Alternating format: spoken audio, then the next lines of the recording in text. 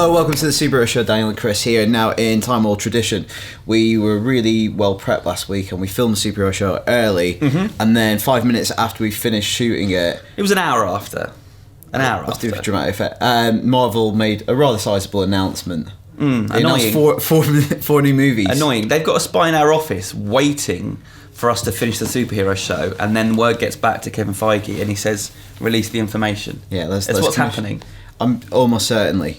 So one of the movies which basically headlined the announcement was Ant-Man sequel coming 2018. It's going to nestle into Phase 3, and it's called Ant-Man and the Wasp. It is. And then, but also further down the press release was 3 unidentified movies coming 2020. Yeah. So far, the furthest movie we had in the timeline was Inhumans in 2019. Yeah.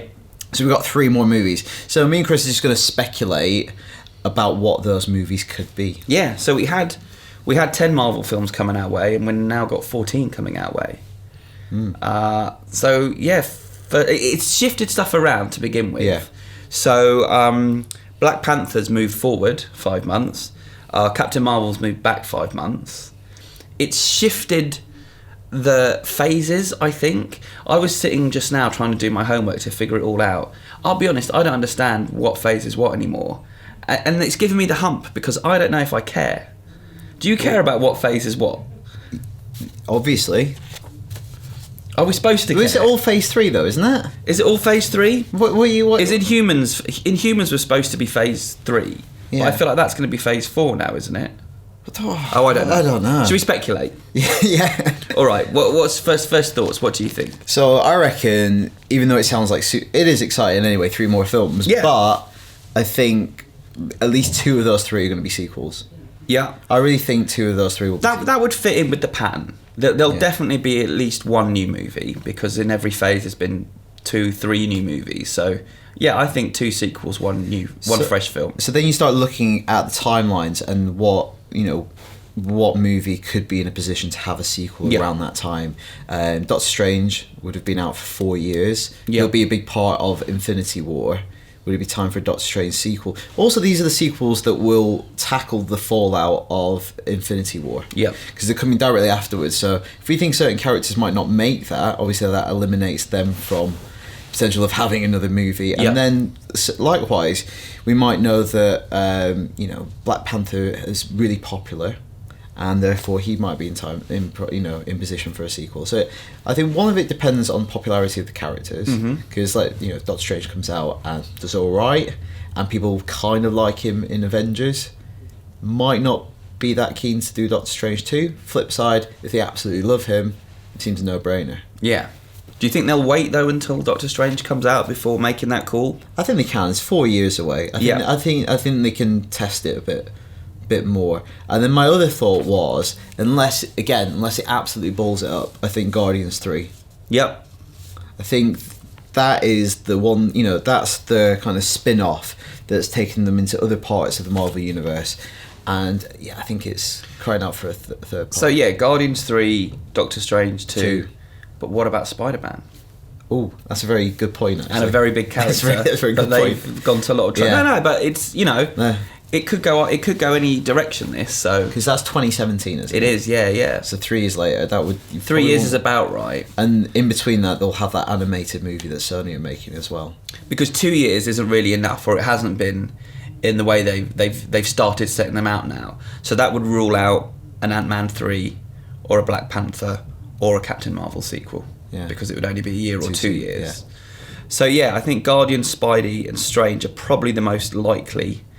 There's obviously some older characters, but it feels like they've decided to go with trilogies. So Iron Man has ended as a trilogy. Captain America could end with a 3rd film next year. And Thor's getting a 3rd film. Sounds like it's the conclusion. Yeah. So if they are working trilogies, then maybe those characters are being put to bed. Let me just throw in what an American would call a curveball. Iron Man 4. Yeah. Do you think there's any chance of, we're talking about this closure of 3s, no chance of an Iron Man 4? I think these are more interesting and exciting. I agree. I feel like, they're not stupid at Marvel as well. They're listening. We feel like we've you know, that we've seen certain stories played out, and you know, Guardians and Ant-Man have shown that we're ready for new stories. So I don't know, just to keep things interesting and exciting, give it 10 years and you can come back to Iron Man.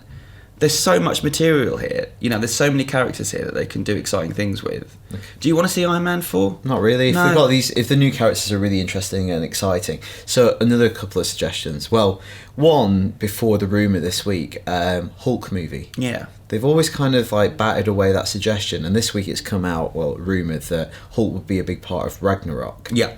Which makes sense. I think him buddying up with Thor, something they do in the Incredible Hulk TV series, actually. Yep.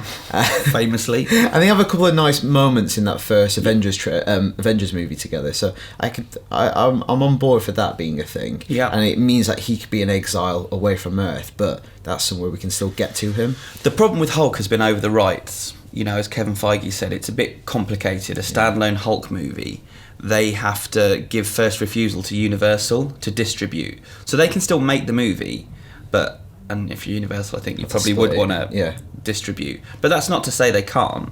I mean, there's obviously, the character's so popular.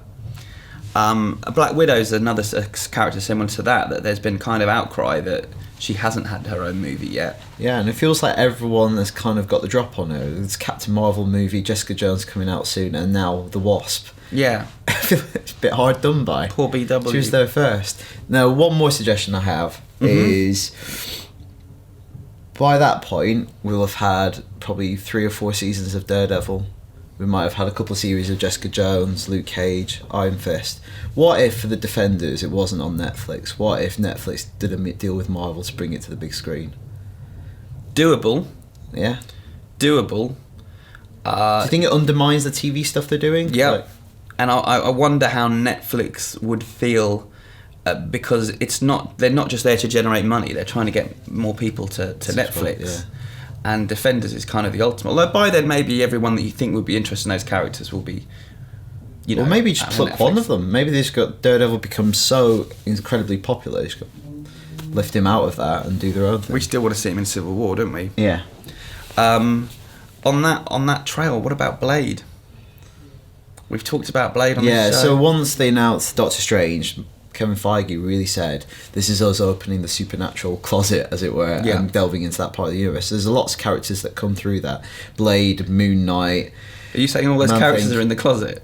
Well, the supernatural closet. Okay, so that's different. There's multiple closets in the Sanctum Sanctorum. Doctor Strange has the little supernatural closet he goes into. Yeah. And he fights soul eaters.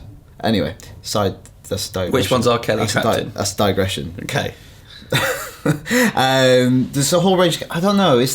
I still think that would be cooler experimental. I don't think they're gonna. I think there would be slight not disappointment, but I still feel like it's gonna be one of the big characters. If they choose to do horror, I think they'll announce it in a different way.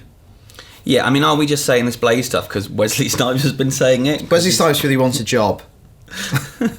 And finally, I was going to suggest one that's been talked about for at least 5 years, Runaways. Yeah. Opening up a whole new universe. Yeah. Something not entirely, that can be connected with these, but not in the way that these are so specifically connected at the moment. Yeah. Is that too far-fetched? No, I think if they're doing Jessica Jones on Netflix, I think for the longevity they're going to have to pick characters a bit further afield. Not that that's super further afield. No. Anyway, when do you think, to bring this to a close, when do you think we'll get those gaps filled in? Think we'll wait a long time? I don't know. I think next year. Next year, the way they're setting these out, you seem to know kind of 4 years in advance. So 2016, I think we'll know what's happening in 2020. Wicked. So Chris and I think there's going to be a mixture of sequels and maybe some new stuff. What do you think will be in Marvel's 2020 lineup? Let us know. superhero@ign.com. I don't think we ended that. I don't think we put our balls on the line and said what they're going to be. Oh. I don't know what we decided. I'll put my balls anyway, mate. What? Fine. Well, go on then. All right. I'm going to go Guardians, Spidey, and. Come on, your balls. You got one ball on the line. I'm going to go Guardians, Spidey, and Hulk. Oh, I think look at your little cheat sheet. I'm going to go... Notes. It's not cheat. You can notes if you want. I'm going to go Doctor Strange 2. Yep. Guardians 3. Yep. And something new. Well, what? You got to say what?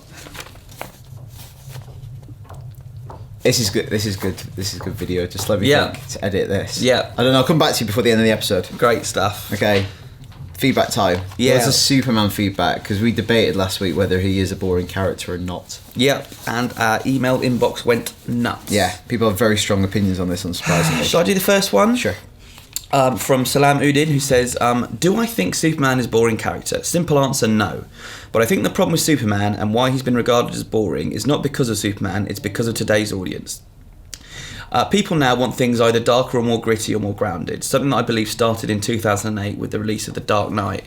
I think it actually started with, well, first Frank Miller's comic books, but Tim Burton's Batman started dark superheroes. He also talks about action films have become darker and more grounded, and talks about the way James Bond has changed to become a much darker, more serious character. Salam asks, would 1978 Superman be as well received if it was released today? Personally, I don't think it would, but make Superman darker and more gritty or grounded, like Man of Steel, and it isn't as well received. People now want to relate to their heroes rather than look up to them, and with Superman it's the case that it can be difficult to relate to someone who is almost perfect. These are just my thoughts. It's kind of interesting. He says, what would be the reception of the original Superman? Well, that happened. Superman Returns came out. Yeah. And it had very similar tone, and people initially were into it, but then faded. It also wasn't as good a film, though. I think True. On every level. I think Superman would succeed today just because it's a really, really well put together movie. Charlie Fithian says Superman is in most of his forms, movies, animation, TV, comics, can be very well written and portrayed. The best way to get a great Clark Kent Superman story is to surround him with great contrasting characters. And he talks about the fact that a good Lois Lane or a genius sort of brilliant Lex Luthor or a really good villain improves the story of Superman, which I think is a very valid point. This email's from Darth Maul. It's a Sith Lord has written in. It's frightening. No, he is not a boring character. There are almost no such thing as a boring or bad character, and Superman is most certainly not boring or bad. What there is are bad, terrible, boring writers that do not know how to tell a good story with a character. Superman is no exception. Well, you've been told, boring writers. By a Sith Lord. Gary Doolan says, I don't think you guys touched on one of the main points of why people think he's a boring character. This is really an interesting email because I don't know this background. An easy way to explain this is to compare Superman to WWE star John Cena. The reason fans think Cena is a boring wrestler isn't because he's one-dimensional with his inspiring hope message and strict personal moral code. It's because he simply never loses. There's a saying amongst the internet wrestling community, Cena wins, lol. I don't really know what that means. And this can be easily transferred to Superman, as we've seen him so far on the big and small screens. There is just never any tension to the drama, as you already know the outcome. Superman saves Metropolis and simply carries on. So, John Cena, the Superman of the wrestling world. Yeah. Yeah, we should have... Yeah, I can't believe we missed out the John Cena I like argument. it, though. I like the analogy. It's well reasoned. It's a good analogy. I just don't know. I have to look up this Cena wins lol. Nice kick. Sam Sweetman. That's a good name. Yes, Superman is an extremely boring character. He's OP, and even one of his weaknesses, kryptonite, won't stop him with red sun energy. He should be more vulnerable to gain my interest. Do you say that about a lot of people? Girls. Yeah, but I think we said that. I certainly said that last week. Is that to make him more interesting, you make him weaker or the villain stronger. Like it needs to be an imbalance. It's simple. This is from Sean from Singapore. He says last week's topic was especially interesting for me as Superman is perhaps my favourite superhero. He says, I started reading more Superman comics, especially All-Star Superman, which is my favourite Superman story of all time, and kudos to Daniel for mentioning that great series. Very good. I began to find myself loving this character more and more. And he compares it to kind of Batman and Superman and their tragedies. He says, Superman does not have a tragedy in his life that put him on the path of heroism. He simply does it because he wants to, and that is the right thing to do. This is an alien being with amazing powers that he could easily conquer the world, but due to his upbringing, he instead chooses to use it for good and to protect people. This particular quote from the Christopher Reeve Superman movie from Jor-El is one of my favourite Superman quotes and sums up a lot of what I love about Superman. Live as one of them, Kal-El. To discover where your strength and your power are needed. Always hold in your heart the pride of your special heritage. They can be a great people, Kal-El. They wish to be. They only lack the light to show the way. For this reason, above all, their capacity for good, I've sent them you. My only son. This is why Superman is not boring and why he's my favourite superhero of all time. Makes me well up that. Yeah, and if our editors are on form, they could actually put the actual footage in rather than me saying it. Yeah. Because Brando, I'm no Brando. You know Brando, but what's amazing about that delivery, very good, but he was reading it off a bit of paper inside the crib. Like, Okay, of course he was, yeah. You couldn't remember the line, so he was just reading it. Yeah. Amazing. Just like you were. Just like me. Just like you. I've often been compared to him. Corey Del Pina. Another good name. Subject, just to set this up. Superman as a boring character. Absolutely not. The gold standard of comic book superhero still stands the test of time. This is like written like a poem as well. I know, it's my favourite. His journey has been enthralling and inspirational. Born alien, raised in humanity, learning good values and fighting for his adopted world is a beautiful thing. What I find boring is that people don't try to understand and just count him out. So screw these people, don't mess with the S. It's my favourite email of the week. Another good one, which I'm not going to read out because it's a bit too long and a bit too complicated, and I'll mess it up. It's from Johnny Rogers, but thank you, Johnny. He's a massive Superman fan, and he gives a very intelligent argument for why a Superman isn't boring, but I can't even pronounce some of the words. We won't do it justice. No. But you did it justice, Johnny, so thank you. Right, let's get off the subject of Superman. We got some more interesting emails this week. This is from Adam Cracknell, who says, with the new Deadpool movie being released next year, a lot is riding on the success of the film. Because if it is indeed successful, it will most certainly kick down the door for a whole new era of R-rated superhero movies. With that in mind, do you think that Marvel Studios would be willing to make an R-rated movie based around the villains of the Marvel Universe?